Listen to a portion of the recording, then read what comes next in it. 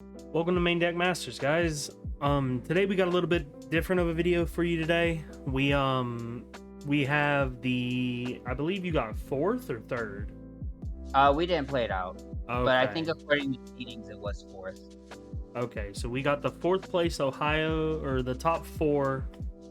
One of the contestants that made it to top four in Ohio. His name is Angel Santiago. Hey, what's up?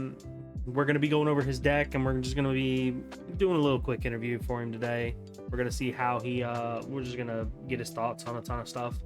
If you want to introduce yourself, Angel. His name's Angel. I play. I was in the top four. I was piloting yellow for the event. Fable Beast specifically. I mean, I just started playing the game like 2-3 weeks after the game dropped, and it took a lot of pushing for me to play, but it was rather interesting, the whole event itself. What was your opinions on it? I think the game is really good. I think it has a lot of potential to go far. Same, I started playing about the week that it dropped, and just every deck feels different, and that's what's kind of nice. The way how the game is structured, I think it's really good. Definitely. What I actually love about the game right now is, I mean, every event you've seen, it's almost been a different color, with the exception of yellow that hasn't won one event yet. But Yeah, and it almost did too, and we were so mad on the ride back. I'm sorry, I couldn't stop it, and I died in the top 4 rounds to the Pterosaur player. He had everything. I was fighting for my life, and I was coming off a very tight top 8 game. Yeah, 100%. I watched that, and it was brutal. Oh man, yeah, top 4 and top 8 were just not in my favor at all. Yeah. But Well, it is how it is. You got your Pro Tour invite. That's what matters, right? yep. Pro Tour already booked the flight. I'll be in Jersey. Heck yeah. So I hope to be joining you there. So, when it comes to your TCG history, what all games have you been big into? TCG history started off in Vanguard. I pivoted a few times. I always end up back at Vanguard. Unironically speaking, but I played almost every game I know how to play competitively was DBS. So Vanguard, DBS, and Flesh and Blood were the only games that I played competitively. Okay. Those are the ones I would travel for the events for. Always done well in all of them. I know DBS, I did top 32 in the regional event before I dropped a game. And Vanguard just recently got to the team league top 4 or 3rd place. Since you've come from a wider range of TCGs, like you said DBS, you said Vanguard, and I think you've played Flesh and Blood, right? Correct. Flesh and Blood as well. Where would you rank Battle Spirits compared to these other games? I will say it's so.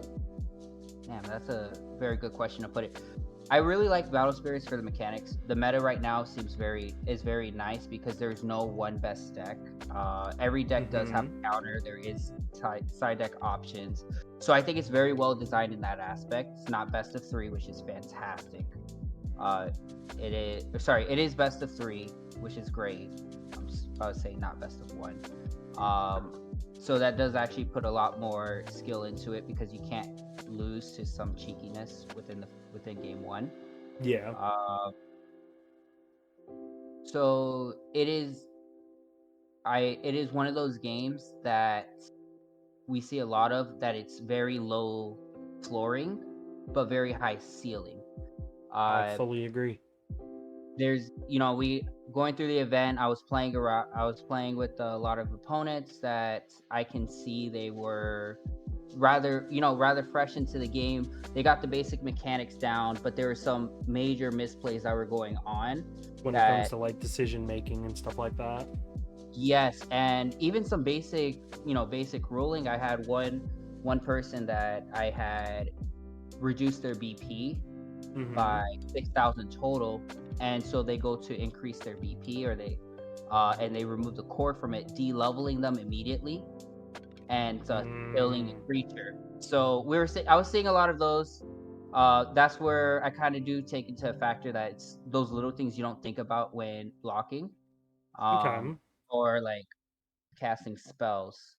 So I think that's one of the higher end skills. It's watching the proper cores, seeing the misplace of some people going up against purple that they don't know to always keep a mana within their reserve. Seen that Yeah. because of Blood Curse, and then me playing around the Blood Curse as well, knowing when to punish them for it and to deck out decks.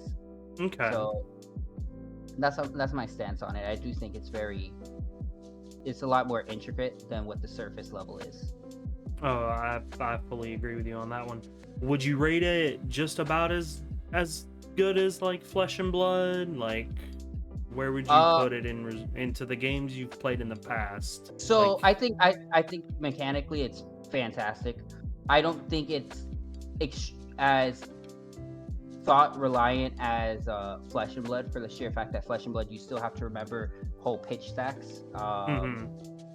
Whereas this game it's more you're playing towards the hand that you're given, and then you could play around that. So I Yeah. would say it's a little bit below, but it does have more. It has different skill expressions than Flesh and Blood could ever show because you have board management, whereas Flesh Yes. and Blood is just you're playing from your hand. So Okay. I've got your deck list pulled up here, from the Ohio Grand Open, and looking at it, it seems to be a good Fabled Beast mixed with like some little bit like Fabled Beast mixed with some of the blessed cards that help you draw and stuff like that. If you want to go through the deck and just give us a little bit of insight on why you're running some cards and why you're running the ratios you are. oh yeah, that's perfectly fine. I'll go over that. I mean, from the start of it, it does seem pretty standard. We got the two turtles, two free stalls. Or I'm gonna be going from left to right. Free stall seems to be very hit or miss with a lot of people. Some people run it, some people don't. I personally am not a huge fan of the card, for the fact that it's very fragile, can die very easily to all the spells, and Burning Force is a very rampant card. But Yes, I think if the card didn't require a BP comparison, I think it would be a lot better. exactly, and that was my biggest problem with it. That's why I can't really bring myself to pull it up anymore in the main deck. Hmm. But it is actually extremely important for the red matchup because you do need the chump blockers for the Giganos. Yes, yes. That's what I was seeing, and it was just coming in handy. Pentan's at a 4 of because that's the best card in the game. I don't think there is any argument on that card. Hmm. Best artwork. Oh yeah, Then we have 100%. The dapper little gentleman. the 3 Airvado. Once again, I believe it's very standard, as well as 4 Hippocampo and 4 of the Eagle. Bless is just it's the second most broken keyword in the game and the best utilized. First one, I'm firm believer Luster is the best keyword in the game. But yeah, Bless. I agree with you on that. And coming from a red player, blessed is probably my most hated keyword in the game. Oh yeah, no, it's the best way to put it for me. Why I love Blessed is for the sheer fact that it turns 1 point of damage into 2 points of damage. That a lot of players, a lot of the newer players don't understand that. Mm-hmm. When I try to explain it to them, it's like when you get hit, you're not losing 1 life. I'm gaining a life, so it's a 2 life deficit that occurs. Yeah, you're gaining a core at that point. Yeah, it's huge. We're gonna be seeing a lot more Bless being utilized in the next set too, which is gonna be fantastic. I fully, going off of what spoilers we have right now, I fully agree. I think Bless is gonna be a really good deck moving forward. Yeah, if we're gonna get the clone of the red card that gave confront and gives blessed, I think we're gonna be seeing then it's over. It's yeah, over. I think we're gonna be seeing a tier 0 meta. As of the recording of this video, we did get the red magics this morning. Next should be purple, and then following that should be white, then yellow, then green. and then that should be it for reveals for set 2. And then Yeah, everybody can start testing it. I know we have I know there's been some testing going on with what is out as of right now. Will you be having some videos posted soon on seeing what set 2 is going to be holding? I know some of our players were waiting on a couple of more, like the spells and stuff, to be revealed, because most of the decks that we play are, and that we've been recording with, like, they're pretty much set in stone once you have all the creatures. Right. And the Nexuses, we weren't really impressed with a lot of them compared to the set 1 ones that we have, because we've got a ton of videos scheduled, so we're gonna be going from there. And then after these run their course, we're gonna start posting set 2 immediately. Yeah. Cool. I'll be watching out for that one. Appreciate it. Back to the deck list. I do have Arcana Knight Hex in here as well. Mhm. I think it's a very slept on card. I A agree. lot of like it's one of those cards that, like, even playing in the mirror, it's a mirror breaker because of its base value. Being a 4K body for 1 mana makes this card extremely strong. Paired with the fact that you start drawing cards when you heal during the battle step is phenomenal. And then You start also, because it's not tied to a Nexus, you don't have to worry about it being burning forced or it being blown up within. Like, it can be blown up with Andromeda, but if they're wasting their time Oh, blowing up this, then they're not you, blowing up your Nexuses. yeah, but Andromeda only kills 3Ks or less, doesn't Does it? it? I I think wasn't sure if Andromeda. it was 3 or 4, but Yeah, if it is only 3, then it can't kill this, and then hey, you still have a draw engine online, which is where your Nexus has come into play anyway. exactly. I It's an answer. I've been getting a lot of volcanic breaks targeting the Arcana Knight, which is great. If they're trying to break the Knight and they leave the Eagle alone, I'm happy with that. Oh yeah, 100%. And I did touch up on the Eagle. I honestly think it's probably the best promo that came out. I know it's between that and Axe Spider. Eagle has my vote by a mile. The fact that it gives guard restrict to the Hippo as well starts putting Hmm. your opponent in a very awkward situation. Yeah, Paired with the Behemoth, which I'll get to in 2 cards or so. yeah. I think Dual Eagle is the best promo in the deck or in the color that it's supposed to be. But in a vacuum, I think Axe Spider beats it out. That's fair. That's entirely fair. I think Eagle is a card that you do need to have some cards to play around it. Hmm. It does function, a lot better. I think personally, I feel like people are more worried about an Eagle hitting the board than an Axe Spider, unless you're purple. Yeah. So Okay. that's my opinion on it. Next card, Pegasaurus. Yeah, I did see that. I'm seeing the Pegasaurus in there. I'm seeing the Alice, and I'm seeing God Beast. Of course, yeah. No, I was running the trifecta there. Okay. Um, the reason being, every one of those cards has a place. They all function. Pegasaurus is a card that you drop it and you watch your opponent have to stop for a second and read it, Hmm. uh, because it's an annoying card at the end of the day. Yeah. It doesn't you Majority of the times you'll never get its second effect off, because your opponent will always ice shield, or they'll deal with your 2 drops. It's the Yeah. power boost that you truly care about, because its continuous ability, once you have its 2 cores only on it, all your 2 drops gain the 2000 power boost. It pushes a Yeah. lot of your cards over burning force range. So you have Pentens for 6,000, which is an awkward trade for your opponent, or a Turtle for 5,000. They usually hit over their weaker units anyways, and then they start high trading. And then you Yeah. can also put 3 cores on it to untap 2 when the Pegasaurus attacks. Yeah, 6 to 8K multi attack is really good. Yeah, I think it's pretty slept on. Just being able to multi attack with your Pentens and your turtles and your free stalls and stuff like that is just really good.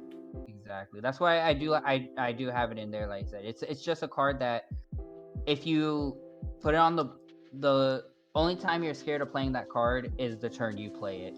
Yeah. After it sticks on the board for a turn, your opponent is put on a clock. They have to deal with that card. They have to deal with that card, or they have to deal with the 2 drops. It's usually hard for them to deal with both. And it Yeah. kind of, for me, it's like the same logic with next card, Alice. Those 2 cards paired together, it's when they play on the board is their only time that you can get rid of them.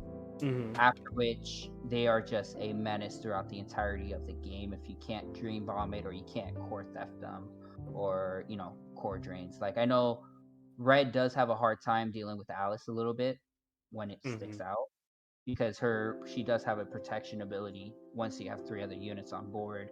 So Yeah. she's able to start killing a unit every turn while I'm building a board state. So that is Mm-hmm. why I have those 2 cards in there. They're only 2-ofs, but I like them in the main deck because I'm fine with taking them out.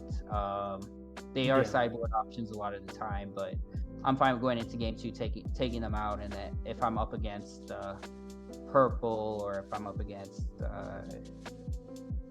purple is the only real matchup that I would have to take Alice out.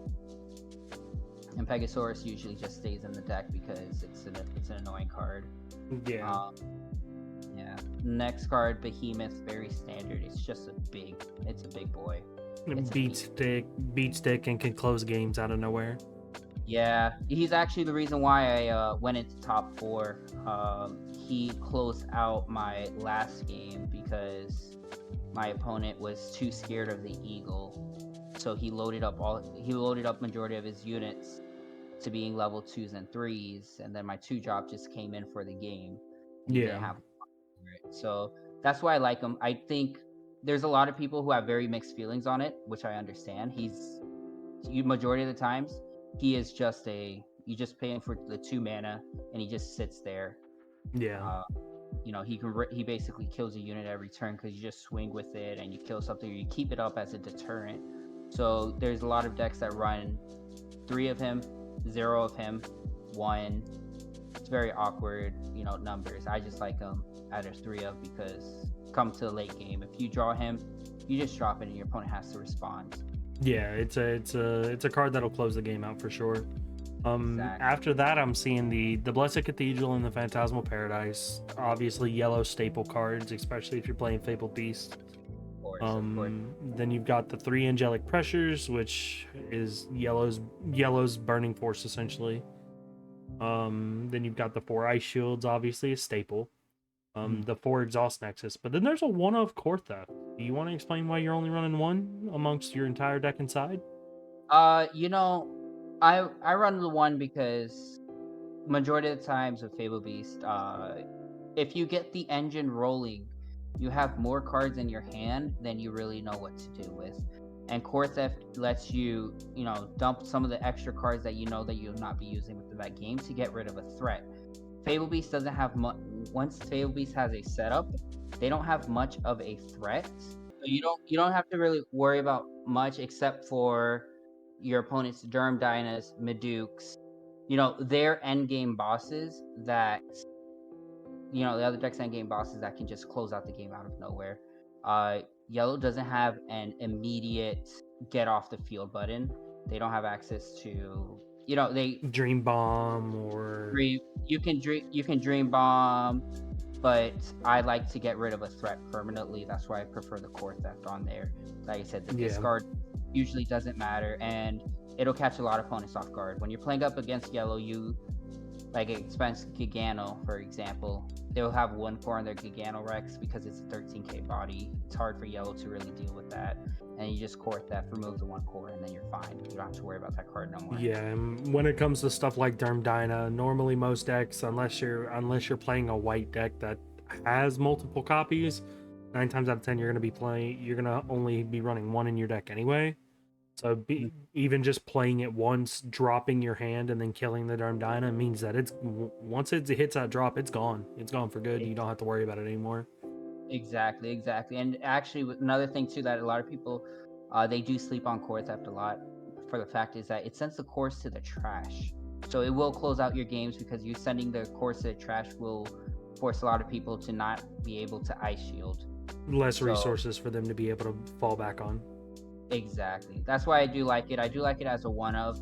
Um, it's very flexible. And that's my opinions on it. The Okay. side the side deck is, it's a little wonky to some people. One freestyle, one air Vada. Those are actually in there for the red matchup. Hmm. Those two cards do extend out while I'm trying to get myself set up. Now the one pressure is for really for the white and also for the red matchup, just to get rid of the weenies. Um, Three Star Bless in there is for the purple matchup. Once you resolve a Star Bless, majority of the times, you will put yourself so far ahead of the game that purple is hard to recover. Yeah. That is, for me, purple was my only concern for the tournament. Yeah. Because I'm rather comfortable in every other matchup. Purple, for me, always felt like a 50-50 with yellow. Yeah. Like, because it's whoever gets set up first. If I see my purple, Exactly. yeah, if they have double depths out and I'm sitting there, I'm fighting for my life. Starbless does push me, get me those extra turns. Yeah. That I think purple is one of those slept on decks. I think it was very slept on going into Germany. I want to believe is where Nemesis took first place. Right. And then I think after that, people started picking up on how good of card quality that purple got. And I think because of that, people started using purple a lot more, and I think that's why it's doing really well. Because walking around the Ohio venue, I don't know your experience, but as I was walking around the Ohio venue, I barely saw any yellow and I barely saw any white. It was Oh. not. It was just a sea of purple, and it was a sea of pterosaur, and it was a sea of purple. Oh, you tell me about it. I was I was seeing that all the day, and I was seeing all the purples, but I was playing against the yellows, which was unfortunate. And Yeah, I don't disagree with you at all. You're absolutely right with it. But I think what more so happened in Germany is Red Pterosaur swept Palm, and so everyone was trying to counter Red because they were expecting Red. And I think Red's worst matchup in the game is Purple. I Uh, I fully agree with you on that, because that was going through Swiss. That was my only losses was against purple, and it wasn't even a loss to the deck itself or the color itself. It was just a loss to Maduke, because Maduke is just a good card into Pterosaur, period. It just course. makes it a lot harder. No, of course, and that's why, like, I think that's why Germany was so popular. And I was actually under a full impression that we were going to see a whole lot more white this event because white is the counter to purple. Yes. So Yes. I was really actually surprised that there's no whites in top 16. Yeah. I think So there that was one. I think there was one Axe Biter control, but he got yeah, knocked out in top 16. I think that was a white purple. I, I want to say it was a white. it may have been. It may have been. We'll have to do some more. We'll have to do some more digging into it, and then see what that list was. For the rest of your sideboard, I see the suppressions and I see the burning forces. Normally, burning forces running a little more than that. Why are you running two? The best way that I can put it is that I only ever need to put myself ahead of the game. My Burning Force up, I don't like Burning Force having to take the turn off because I'm on a mono yellow. I'm a mono yellow. I don't have the reduction of it, and I don't have the luxury of taking a whole turn off if I don't have a board set up. For me, it's definitely a card that feels amazing if I turn one it, or if I do it to end out the game. But towards the middle of the game, when I'm trying to reestablish a board state or try to go further, I don't have the mana to pay for it. So that's why I only put it at a 2 of. If I see it, I see it. If I don't, I don't. The only matchup it's there for is for the yellow mirror and for the purple matchup. And then obviously for the final sideboard card, we see the 2 copies of suppression. Obviously they're there for the Alice. If you have 3 or more creatures, she never dies. There for the God Beast. The God Beast becomes a 14k, which can block a pterosaur and kill it and not die on itself. Exactly. Yeah. It's very standard. I think those cards Yeah, are. definitely. Um, with that being, with us now being done going over your deck, do you want to why don't you tell us about some of your rounds that you had, like some of the highlights of your run through Swiss? Run through Swiss. Let's see. I will say I think I had a rather easier time in my Swiss than some of, or I guess majority of our small Mm-hmm. little testing group. I played against, let's see, I started off with purple, which was a rather rough round. I won't lie. That took me to game 3. I barely snagged it in time because Blessed as a mechanic is just ridiculously broken in time. Next was a yellow against someone who was running 2-drop rush, surprisingly. So that was a rather interesting game, but it was not too challenging. Then it was Star Dragons. Once again, not it was interesting, but it wasn't too challenging. I had him. He just overextend for the punish. Now, when we go into round 4, I want to say it was, that's where things got interesting because I played against the guy who got second place. I actually did play against him in round 4, and I did lose. My deck was actually prepared for every color except for the mirror, and you can see it's very prevalent in there. I was expecting a lot more reds. I was expecting a lot more purples because of the last 2 showings, and I was even prepared for white. Yeah. Yellow, I just felt a little bit more comfortable. I was like, oh, you know what? I know what the deck does, so I should know how to play around it. I have very limited testing into it, and it was shown very quickly. I did lose the mirror match. It did go into game 3, but I did lose into overtime because of the time rulings. But Okay.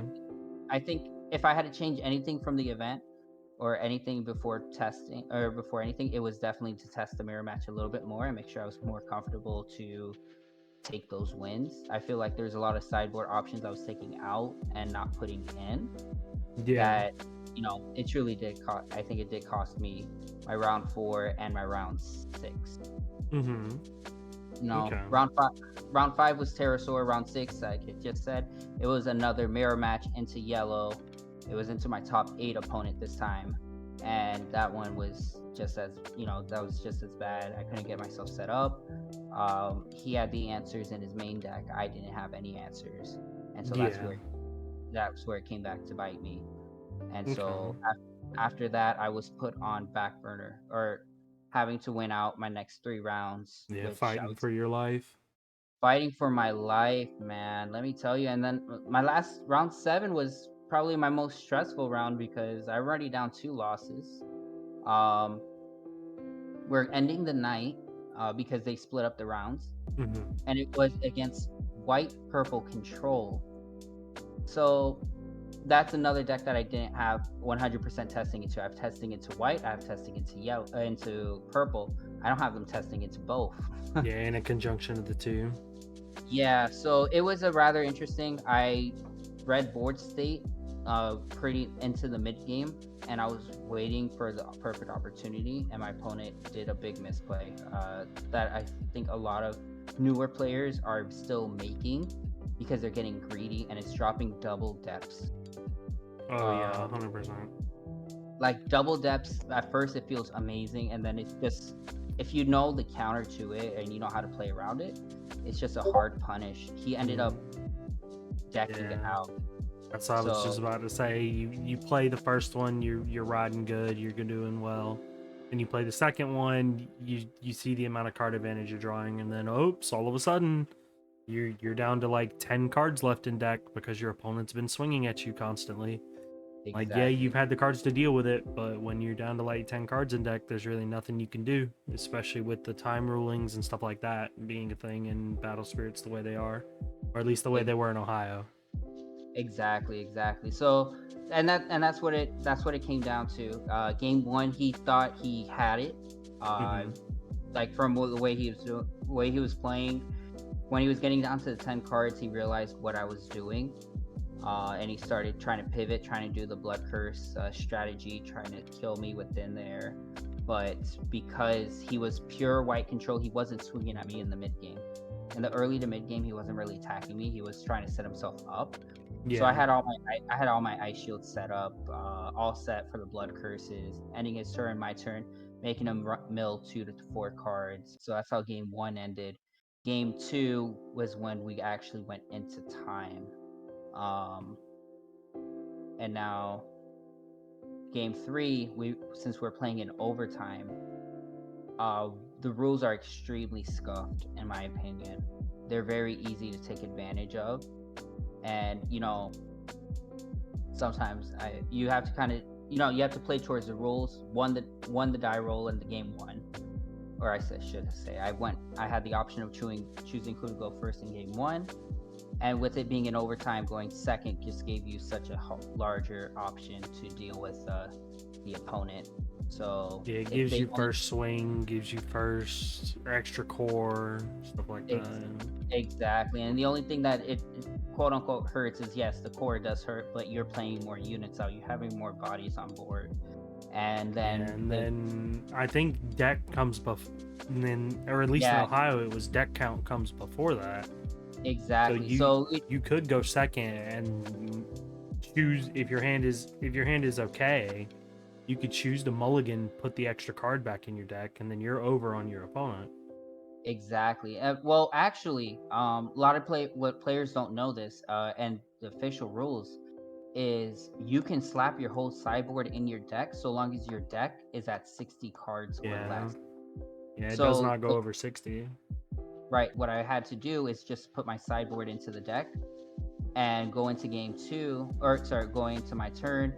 After turn 3, my opponent didn't put it in, so it just immediately checked. I mean, I think it's a ruling that should be overturned. I don't like the fact that you can just add cards into your deck and you don't have to take cards out.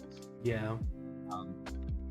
So as it is right now, I think it's something that they should look into changing. But yeah, I think some of the time rules should be revised, or looked at in the future, because like some of the ones that I think of, like the core count, to be specific. Yeah, we're getting green, and it immediately makes it where green immediately loses in time. Yeah, it's so bad. I just think that they need to revise it. I know it's pretty difficult to like really determine on what the proper time ruling is, because if life is tied, how do you best do it? Do you check advantage state, board state? I think that it shouldn't be. I don't think checking the deck to see if you have less cards in it, or if you have more cores than your opponent, is like a loss, because you're advancing the game state for yourself. Mm-hmm. It makes it where if you go into time with Blessed Cathedral on board, you're losing. Yeah. Like, and it's like green is just like lost. We're gonna be getting blue in the future, and blue just mills your opponent. It's just like blue turns the deck out, the deck count time rule into null and void at that point. Exactly. And I can actually see in the future, depending on what blue cards we get, people running a sideboard option for when they're going into game 3. It's a blue card that makes your opponent mill 1 or 2 cards, and it's like, hey, mill, I win, I guess. Mm-hmm. I do think there should be changes to it. But so it seems like your Swiss games were sort of hit or miss. But I heard your game to get into top 4, I believe, was really something to behold. Yeah, it's definitely a game that the stream missed out on because we were going to be put on stream, and then they kind of told us they didn't want to see a yellow versus yellow. Can't really blame them. But yes, so it was the mirror match, and I will say I do not deserve that win. I won that game because my opponent misplayed hard in game 2. Game 1, my opponent played tight. He was getting advantage state. I wasn't getting anything, and it was a sweep in game 1. Yeah, you just got outpaced. Yeah, game 2, it's the same scenario. My opponent's dropping nexuses left and right, and I mean to tell you, I had 0 nexuses out, and my opponent had 6. So when you're up, yeah, it was not favorable for me at all. I was just keeping myself barely in the game with the combat tricks, with the exhaust nexuses, with the basic stalling out, and I was waiting for one key moment that if I got to play off, it would turn the entire game state. Summon turtle. Yes, I set an exhaust nexus, and my opponent had 9 units on board. He was trying to get rid of my behemoth in one swing with Alice, and in doing so, he played the flying turtle, allowing me to burst the exhaust nexus for 9. I know it's a very niche effect. Not a lot of people set exhaust nexus, but what it does is, while it's in the burst zone, if your opponent plays an on summon, all their creatures lose 1,000 BP for every nexus that the opponent controls. 6 nexuses on board. He lost everything, and then killing the Alice, he had no board space to recuperate. He had only 2 cards in his hand at the end of that because he played his units before he dropped his turtle, losing his whole hand. Yeah, so you could say you broke his back in that sense. Like, there was just no recovering in that game.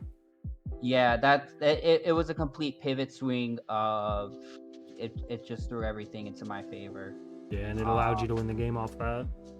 Yeah, and within that I won. And then game 3, it kind of started becoming a repeat of game 2, where he was getting his nexuses on board, but I already know that his mind space was not in the right spot because I set a burst down. Of course, it was an ice shield, but he started being a little bit more cautious on his plays because he already had 3 nexuses out. Now he's second guessing himself.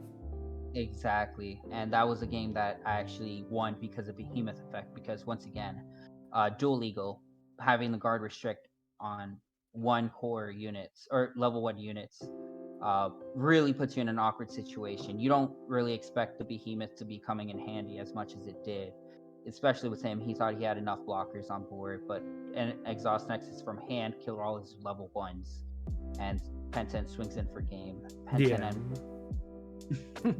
After that, and like you said earlier, you said you fought Pterosaur and the guy just had all the answers. I believe he went on to win the whole event. Yeah, he did. He won it. I unfortunately was eating at the time. I couldn't watch the game. But yeah, he had everything. I couldn't respond, but I know I did make some misplays. Watching it from stream, because me and the rest of the group from MainDeck Masters, we were watching the stream, and we were on the ride home because we left right before Top Cut started because we had a long drive ahead of us, so we wanted to go ahead and get started.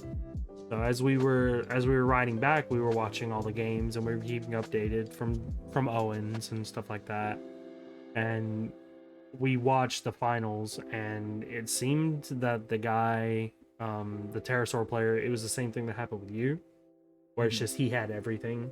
Every time a dual legal was played, he had a break. Every time a Nexus was played, he had a burning force, and then he was able to just keep 3 creatures on board to just swing in. So congratulations to him. He did very good. He had to have played well to make it that far and to make it into the end. It sucks you didn't make it, but sometimes that's the way the cookie crumbles. Oh, you're absolutely right. I'll be honest. This was one of my first major events that I've actually flown out to. First one that I've flown out to. I've always stayed within the local area. So for me to even get to top 4 was actually a lot more of a surprise. I came into the mindset, with the hopes of winning it, getting top 16, but more so expecting top 32 cut depending on matchups, and to get into top 16 and then winning all the way up to top 4 was just something. It was unexpected, just playing through the entire deck. Yeah, definitely. Well, again, congratulations on your top cut. We'll be seeing you at the Pro Tour. Just a few little closing thoughts. Is there since you do have to work on the Pro Tour, you've got to practice for the Pro Tour and stuff like that. Set 2 will not be legal But Mhm. speaking of set 2, is there anything like, do you want to give us a little hint or anything like that that you're like, just off of what we've had so far, any reveals that we've had or anything that's making you like go, I sort of want to try to see if I can build this deck or something like that? Yes, I actually am extremely excited for set 2. I've been telling within my group, the deck that I am most excited for is actually going to be purple green. Mm-hmm. But with some of the new yellow stuff, I am more so excited. I'm excited to play that as well. The other worlder stuff seems pretty nutty. I think Luster has a chance to come back into the meta this set. I guess come into the meta for the set. And even with the EX boosters, those cards can start putting it to dent. I'm expecting a whole entire meta shift. I'm not expecting a best deck again, once again, because I'm starting to feel like we're getting counters to every color. Mm-hmm. As from what we can see, I know one of Red's worst matchup is yellow because of all the blessing that they have, and they're getting ways to destroy the nexuses and start destroying the boards a lot faster. So we're going to be seeing a pivot switch into that. We're going to be seeing a lot of pivot switches from purple being able to stomp out red, make a 50-50 matchup out of yellow. It's kind of be pivoted. So I'm excited Yeah. all around to see what's going to be happening. Will we still have 4 more days of reveals?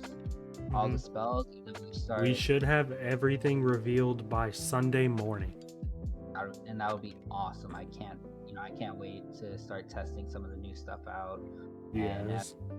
And as for the Pro Tour, I'm not too sure if the EX booster is going to be changing a lot of decks too much. I just think it does give a little bit of a bump to white. Mm-hmm. I expect white to start being more relevant now because they're going to get their early game reductions. I don't see red benefiting too much from the 0-drop or the 2-drop draw card. I see yellow getting some decent power boost with it because of luster, and then purple is just purple. They already have everything they need. Yeah, definitely. After that, with that being said, is there any we're probably gonna go ahead and end it here. Is there any shout outs or anything you want to give to anybody, any of the folks back home or anything like that? No, of course. I want to give a shout out to the testing group down in South Florida, talking with Owens, Devin, Kingslayer as well, because they still support us out. They'll be hosting their own events, a $500 tournament in the future. They'll be starting doing case releases, which I'm excited for. So if anyone within South Florida area will be going there, I'll see you there. I do want to give shout out MainDeck Masters, you guys, because I know you were one of my testing partners for the red matchup. So I got to thank you for that, for the testing needed. Welcome, brother. Oh, Alrighty, brother. Well, it's been a good interview. We will be back with you guys next time. This is Marshall from MainDeck Masters. I'm here with Angel. We're signing out. See you later. peace.